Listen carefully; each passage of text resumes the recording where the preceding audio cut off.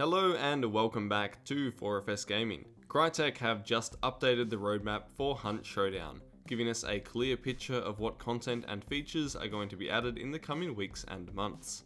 In this video, I'm going to quickly cover what this new roadmap includes, talk about the timeframes for implementation, and also look at some other features not covered on the roadmap that the devs may be considering to include in the game. I'll also explain some of the more confusing aspects of the roadmap, as otherwise you might as well just go and read it yourself, as I'll link it in the description below, but if you want it read and explained for you, let's get started. The roadmap is split into two sections: the content that will be arriving in the next update, which is update 1.1, and the content that will be released post 1.1. Usually when the devs explain specifically what is in the next update, we are only a week or two away from it hitting the test server, so this stuff is really quite short term. For new features, we have the ability to stay with your party after a match ends, and also invite multiple players to your party at once, so no more wasting time for everyone to regroup between each match, which is a really nice and well requested quality of life improvement. The front end updates include two heavily requested items as well. Legendary Hunters will be recruited with random health bar setups and 3 random traits, which makes them far more viable, as many players don't like being forced to buy a completely blank 3 large chunk hunter for $333. My only concern here is that if you have many Legendary Hunters unlocked, will it give you a wider pool of random trait setups to choose from? Because that could provide a tangible in-game benefit to spending premium currency, which is a risky path to tread.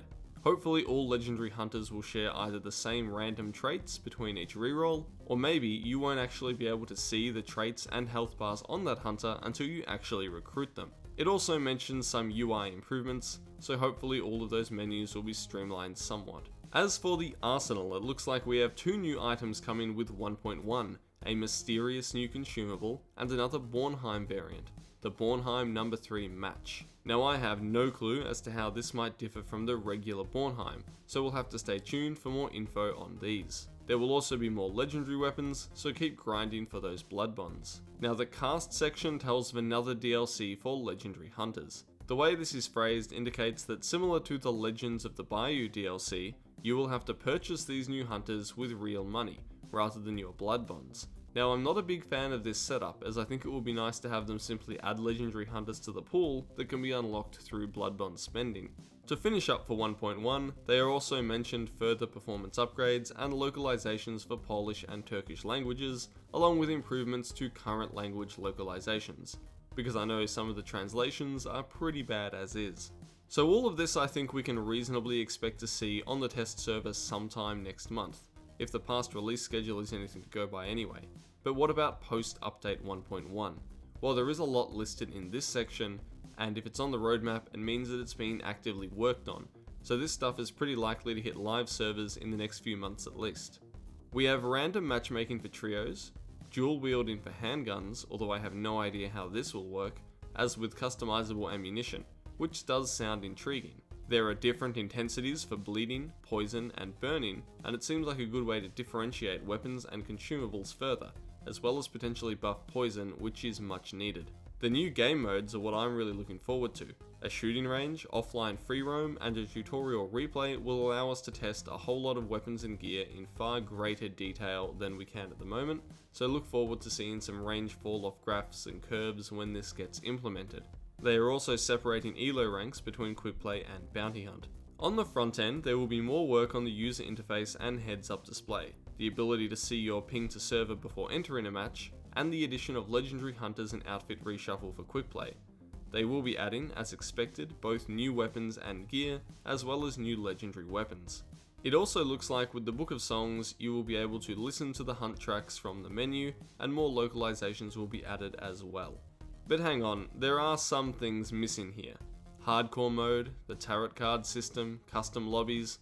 Crytek reminds us that this is merely a short-term roadmap, and many other things are still in their long-term plans. They only include items here that they are reasonably confident can be implemented soon. That being said, there are a few things that I'm disappointed not to see mentioned in this roadmap update. There's no discussion of any reworks to the Book of Weapons unlock system, which I believe does still need work, especially for players that like to prestige often. It would also have been nice to see some kind of event on the horizon. even a small limited time thing to boost player interest. Finally, and I know this is probably more in their long-term plans, but I would really like to know if the devs are currently working on a new map at the moment. From previous roadmaps, we know that there are plans for a third map, but we have no time frame, no commitment, or any idea what its theme might be. The only thing we do know is that it will not be a snow map, at least they have said that much. Now, other than the roadmap, there is also a way to see what community suggestions are gaining traction, have been noticed by Crytek, and are being considered for their viability.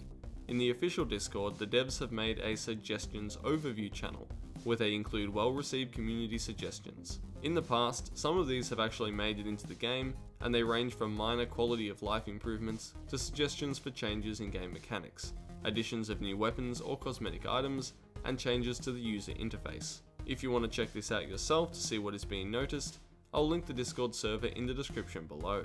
So there we have the new roadmap. There are a few surprises such as customizable ammo, some very nice quality of life changes, and some things to worry about such as the continued pattern of DLC for legendary hunters instead of blood bonds. If you like this video and want to stay up to date, please consider subscribing, and we have linked our Discord and Patreon below if you'd like to get in touch or support us further. Thank you so much for watching. This is Ascendance from 4FS Gaming.